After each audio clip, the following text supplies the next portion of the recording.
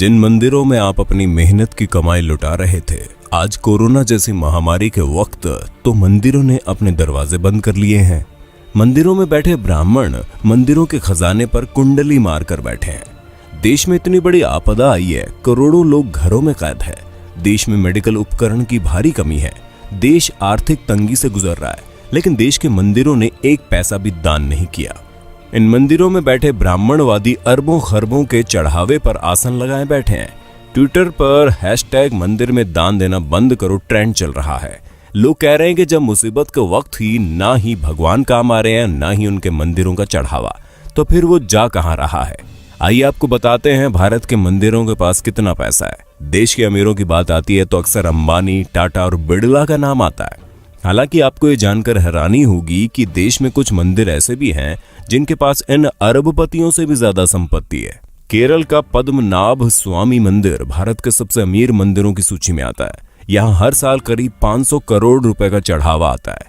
2016 में इस मंदिर की टोटल वेल्थ $22.3 बिलियन यानी कि करीब 1.47 लाख करोड़ रुपए आंकी गई। आंध्र प्रदेश के तिरुपति बालाजी मंदिर की टोटल वेल्थ 52,000 करोड़ रुपए है। मंदिर हर साल करीब 600 करोड़ रुपए की कमाई करता है। शिरडी साईं बाबा का टेम्पल देश के सबसे फेमस मंदिरों में से एक है। साल 2018-19 में लोगों ने यहाँ 679 करोड़ रुपए दान कर दिए। शिरडी मंदिर की कुल संपत्ति 2200 करोड़ से ज्यादा है। जम्मू के वैष्णो देवी मंदिर में सालाना 500 करोड़ से ज्यादा डोनेशन आता है। मंदिर के पास 1200 किलो से ज्यादा तो सोना ही है। वहीं मुंबई के सिद्धिविनायक मंदिर की सालाना कमाई 125 करोड़ से ज्यादा है। भारत में कुल 6,38,000 गांव है, 5,000 कस्बे और 400 बड़े शहर है। अमूमन हर गांव में मंदिर होता है। शहरों में तो देवी देवताओं के अलग अलग मंदिर होते हैं। इस हिसाब से भारत में 6 लाख से ज्यादा मंदिर है। सोचिए इस देश की कितनी बड़ी संपत्ति पर सिर्फ और सिर्फ ब्राह्मणों का कब्जा है। पुरी का जगन्नाथ मंदिर, वाराणसी के काशी विश्वनाथ मंदिर, गुजरात के सोमनाथ मंदिर और मदुरई के मीनाक्षी मंदिर जैसे धार्मिक स्थलों पर खजाने भरे पड़े हैं, लेकिन मंदिरों में बैठे पंडित देश की भलाई के लिए एक पैसा तक दान नहीं करते। भगवान के नाम पर आपकी जेब खाली की जाती है और फिर ये लोग उसे हजम कर जाते हैं। जरा सोचिए, अगर ये मंदिर अपनी संपत्ति दान कर दे तो एक दिन में भारत की गरीबी दूर हो जाए, लेकिन ये ऐसा नहीं करते। धर्म के नाम पर लोगों को मूर्ख बनाकर ब्राह्मणवादी मौज काट रहे हैं।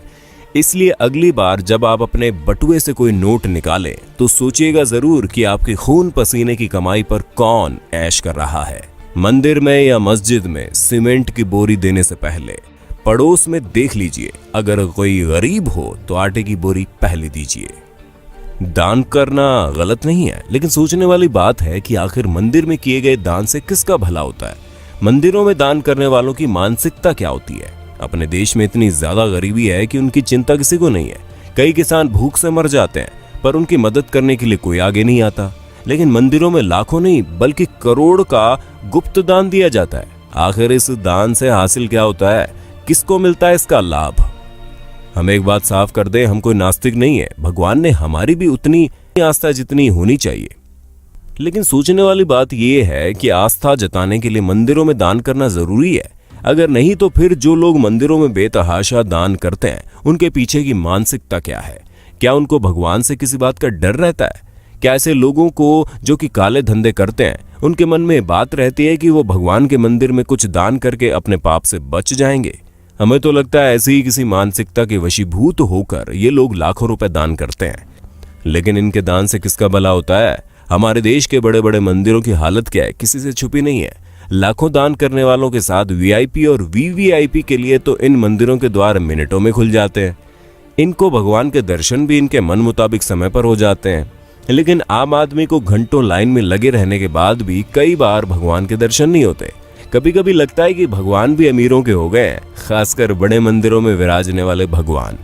शिरडी के साईं बाबा के दरबार के बारे में कहा जाता है कि वहां पर सभी को समान रूप से देखा जाता है।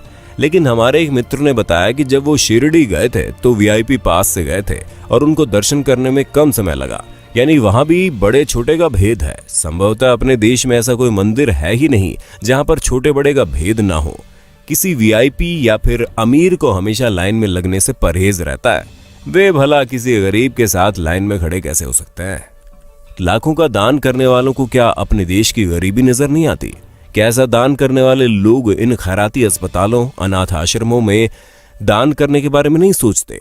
जिन आश्रमों में ऐसे बच्चों को रखा जाता है, जिन बच्चों में संभवतः ऐसे बच्चे भी शामिल हैं जो किसी अमीर की अय्याशी की निशानी के तौर पर किसी बिन ब्याही माँ की कोख से पैदा होते हैं, क्या लाखों दान करने वालों को अपने देश के किसानों की भूख से वो मौतें नजर नहीं आती? हम तो इतना जानते हैं कि किसी भूखे को खाना खिलाने से लाखों रुपए के दान से ज्यादा का पुण्य मिलता है। किसी असहाय और गरीब की मदद करने से उनके दिल से जो दुआ निकलती है वो दुआ बहुत काम की होती है। हम मंदिरों में दान करने के खिलाफ कतई नहीं है, लेकिन किसी भी मंदिर में दान उतना ही करना चाहिए जितने से उस मंदिर में होने वाले किसी काम की मदद हो जाए। जो मंदिर पहले से ही पूरी तरह से साधन संपन्न हैं, उन मंदिरों में दान देने का क्या फायदा। दोस्तों, अगर आपको ये वीडियो अच्छी लगी तो हमारे चैनल को सब्सक्राइब करना ना भूलें, अपने दोस्तों के साथ वीडियो को शेयर कर दें। धन्यवाद।